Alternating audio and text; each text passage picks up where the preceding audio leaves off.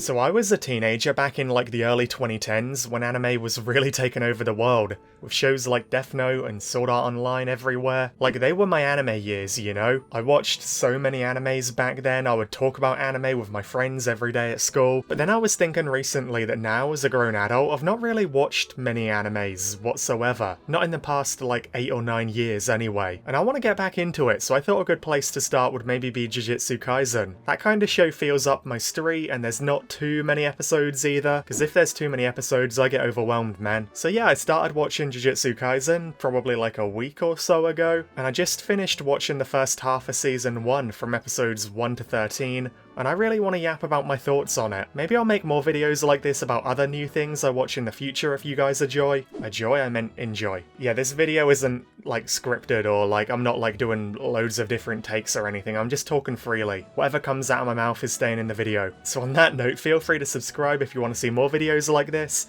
or recommend me other stuff to watch in the comments. And now let the yapping begin. First of all, I genuinely really loved the setup with Yuji, I think that's the main character's name, Yuji Itadori. I loved the setup of his resolve being based on his grandfather's dying words to help people. That's the kind of thing that I can immediately buy into, you know? Like if someone I cared about had dying words for me to change my life and do something different, I'd probably follow him too. And then in general, I'm like a huge horror fan, so the whole cursed spirits, ghost club, monsters stuff, that sold me on the show right away. It really is my kind of vibe, I love anything like that. For me to enjoy like an anime or a TV show or a movie, there normally needs to be some kind of like fantasy, monster, horror, otherworldly thing, you know? I don't really care much for shows or movies that are set in our world where nothing is different. I like a bit of like make-believe. So having cursed spirits and monsters and stuff in Jujutsu Kaisen, that immediately got me interested. So yeah, I loved that whole intro with the grandfather and the ghost club, and how Itadori got started on his path because he wanted to save his friends. I do wonder if we'll see those two again from the ghost club though, because I'm like 13 episodes in and we've not seen them since. Anyway, I really loved Fushiguro, dude. He's so cool, and his wolf powers are like, that's everything I dreamed of as a teenager. I thought wolves were so cool and emo and edgy, so seeing a character who kind of metabolizes, is that the right word? Metabolizes those ideas? Not metabolizes. Personifies. Seeing Fushiguro kind of personifying that emo, wolf power kind of vibe that I loved as a teenager, that made me like him immediately. But what I don't like is how Fushiguro has kind of become irrelevant and non-existent after the first few episodes. It's so annoying, dude, he's barely shown up since then. I hope he shows up more in the second half of season 1, because he's so dope. Gojo is really cool too, I love his comedy and I love how he ran laps around that volcano spirit dude. And the way he actually spent the time trying to train Itadori to use his cursed energy was so fun. Especially because it involved movies, and I'm the biggest movie buff, movie fanatic of all time. That would be my dream, sitting there watching movies all day trying to train cursed energy. Oh yeah, and also Itadori dying in episode 5? Dude, if I was given $1 for every time the main protagonist of an anime I've watched died in episode 5 only to come back immediately after, I'd have $2, which isn't very much, but it is weird that it happened twice. But I do appreciate how Yuji secretly being alive isn't revealed to the other characters immediately after, you know? It's interesting seeing the side characters growing closer and dealing with what happened on their own without the protagonist being around. And I'm obsessed with the fact that there's just a random giant panda on the team for some reason. I can't wait to find out why a panda is a jujutsu sorcerer, because I actually have no idea. It's a shame the panda and his other friends though kind of feel unimportant so far in the series, they're just kind of in the background training for a festival thing, but hopefully they get time to shine later on. Oh, and I have to talk about Junpei, dude. I think the Junpei arc in season 1 is exactly what turned me from like a casual viewer to a huge fan. For the first 8 or so episodes, I was enjoying the show, but I wasn't really like hooked on it, you know? But then Junpei showed up with his storyline, and dude, that changed everything. He's such an interesting character. You can tell that he isn't an evil person deep down. He loves his mother, he forms a good friendship with Itadori, but then clearly such difficult and horrible circumstances, him being horrendously bullied and then being preyed on by such a monstrous villain, Mahito. I think his name is Mahito, not to be confused with the cocktail Mahito. Anyway, yeah, you can see how like the bullying and being preyed on by Mahito led to him following the wrong path. It led to Junpei taking a dark turn when he might not be an evil person deep down. I loved that dude, it was so good. And the way that it climaxed with Junpei turning to the dark side and attacking a school, that's certainly giving a metaphor or like a message of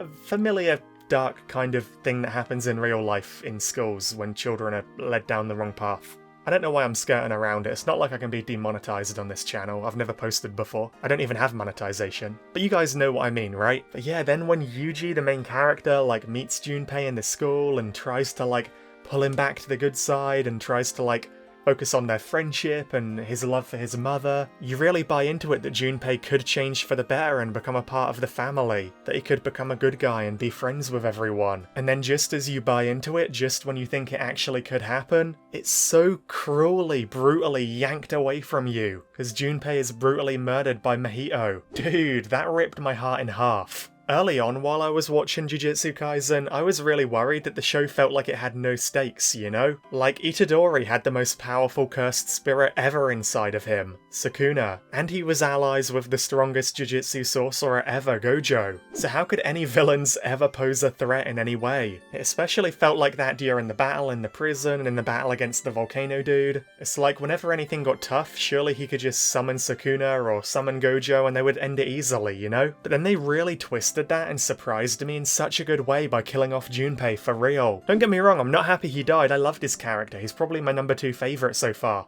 But the reason that Junpei died being because Sukuna refused to be a get out of jail free card, and he refused to just help Yuji with whatever he wanted. That was so good, dude. It really raised the stakes higher than ever and it fixed the problem, you know? It taught the main character that he can't just rely on his superpowered allies, not that Sukuna is an ally, but you know what I mean. He can't just rely on the overpowered cursed spirit inside of him because he is still an enemy too. So Junpei dying through that, it felt like it raised the stakes of the show higher than ever and fixed the problem that I had early on. And then with Gojo not always being around too because he's so busy since there's so few Jujutsu sorcerers, that raised the stakes a lot as well. Like now I feel like it won't just be easy peasy for the characters and everything. And I love how Junpei's death inspired and pushed Itadori with his feelings towards human death, and it made him realise he can't save everyone and give them the death they deserve. I don't know, the whole Junpei arc just added so much to the show. Like I said, it turned me from a casual viewer into like an actual fan who really wants to continue watching it. He was such a great character and I love how the show made you care so much about him and his family and his life in such a short time period. Mahito is such a cool villain too, man. Not only does he look absolutely horrifying, but the idea of him being a cursed spirit rather than a human is so interesting. And his power of turning humans into these monstrous life-form husks while they're still alive, that's so brutal and it adds such a good opposition to Itadori's reluctance to kill humans. I can't wait to see more of his villainy in the future, especially how it relates to Sukuna because now he knows that Sukuna is more powerful than him. Like, will he want Sukuna on his side or will he be scared of Sukuna?